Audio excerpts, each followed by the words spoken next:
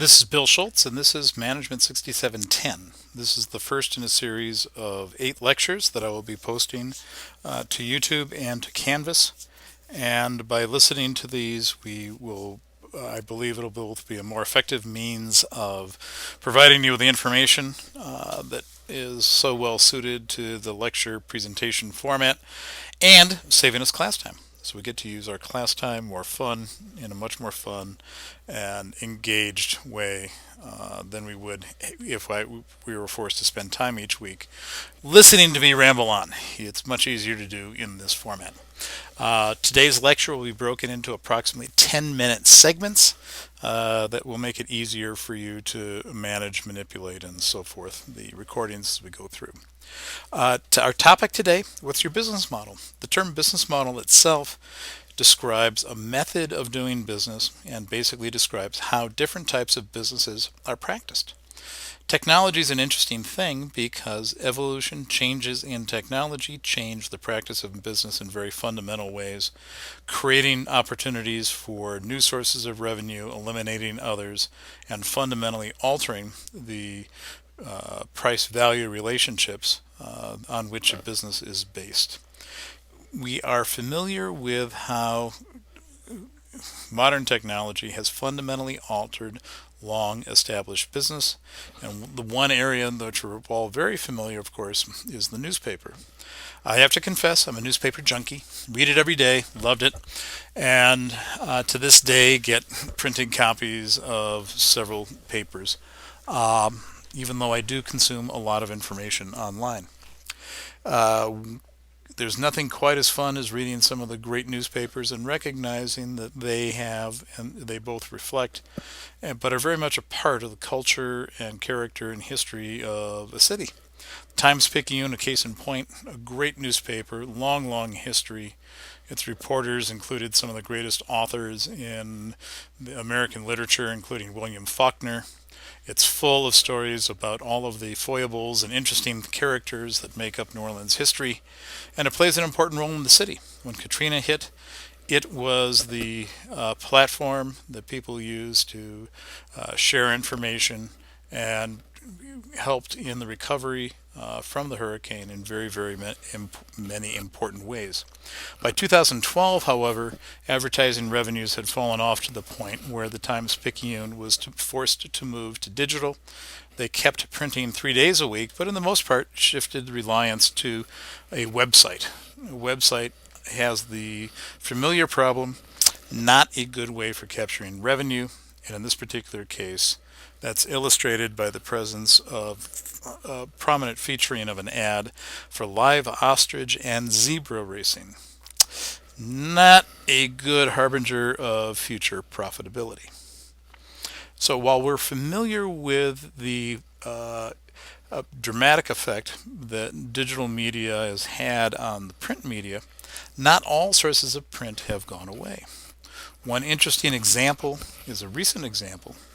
A fellow maintained a website that basically was a place where users could post reviews and information about cool tools, things that they found that were neat.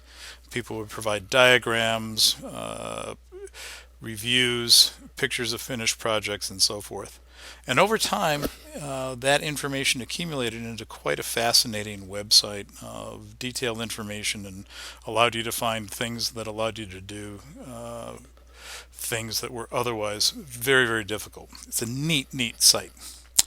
Interestingly, this year, its owner decided to experiment with a print version of it, took the reviews, curated them, produced a 472-page, 4.4-pound catalog, which he then turned around and sold on Amazon for $39 a copy.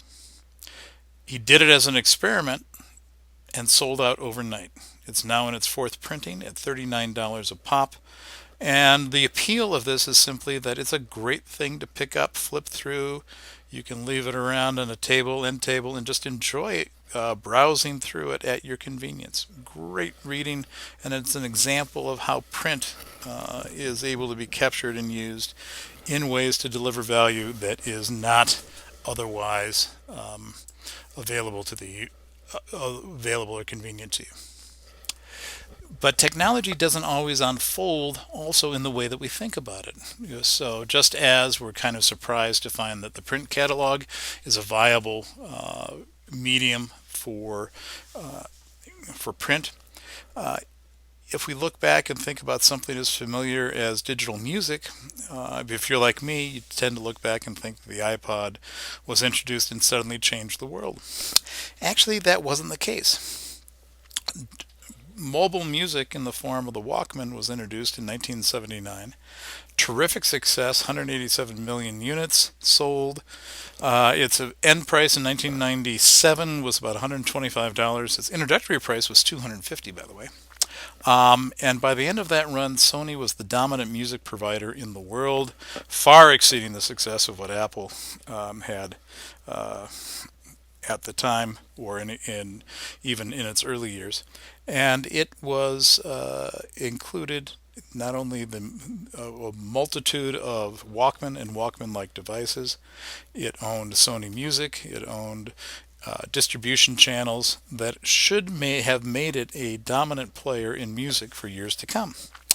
Interestingly, that those advantages did not survive the digital revolution, which arose in 1998 when a Korean company introduced a product called MP-Man.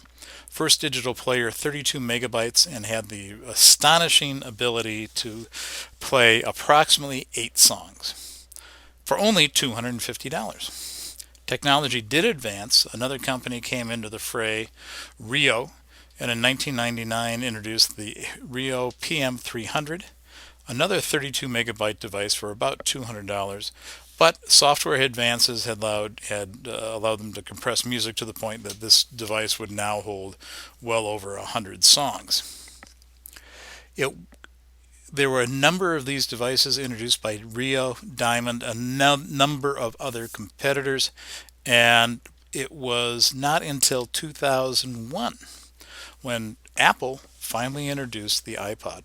This was a technological marvel. It was sleek, it was beautiful, it had great design features. Cost $399, and for some reason at the time featured a 5 gigabyte hard drive, which people could not at the time understand. I remember looking at that trying to figure out why in the world I might need 5 gigs to store my music. Little did I know. But even though it was introduced in 2001, it took a long time for it to catch on.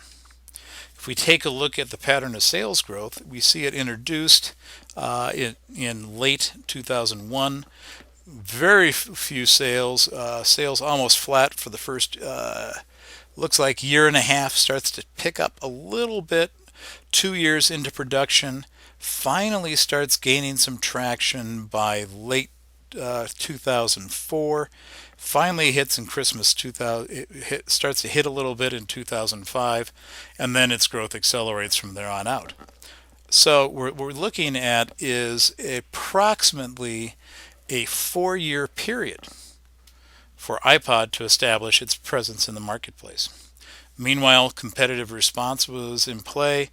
Sony attempted to get away with, tried to remove the need for the iTunes store simply by allowing people, coming up with a device that allowed people to play discs portably. This is the Sony Discman, 64 gigabytes, $125. I actually have one of these things, and I found it, and I'll bring it to class on Wednesday. Microsoft put a significant amount of money into the Zune, developing both a music platform, software, and the device here. They played long, they played hard in this market space for a number of years before finally dropping the Zune, I believe, in 2010. So what do we see here? What we see is a different way of managing music from a device that was fully compatible with the old way in which music was produced and distributed, the Sony Walkman, to devices that were capable of playing digital media, the Rio, the Diamond. Finally, a device that integrated a software platform along with music and the device, the iPod, and the competitive responses to the iPod during that period that it took for the business model to be refined, emerge, and win acceptance.